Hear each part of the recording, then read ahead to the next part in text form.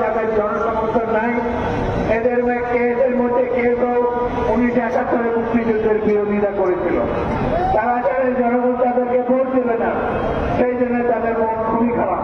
নির্বাচন না হলেই ভালো ছিল। তারা এই গত এক বছরের নির্বাচনের স্বাদ কিছুটা অনুভব করতে পেরেছে। তারা চেয়েছিল এই বছর এইভাবেই তারা দিন কাটিয়ে দেবে।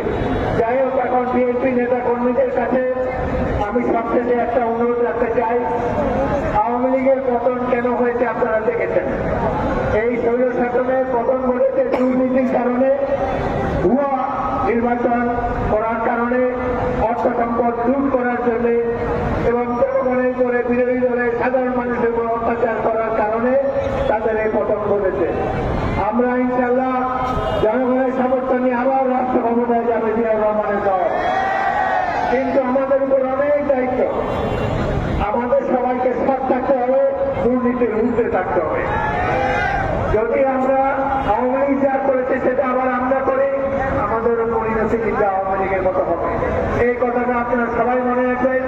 আমরা একটা সুন্দর বাংলাদেশ গড়ে তুলতে চাই, গণতান্ত্রিক বাংলাদেশ গড়ে তুলতে চাই, যেখানে সাধারণ মানুষের কল্যাণের জন্য বিএনপি সকল নেতা কর্মীরা পরিশ্রম করবে।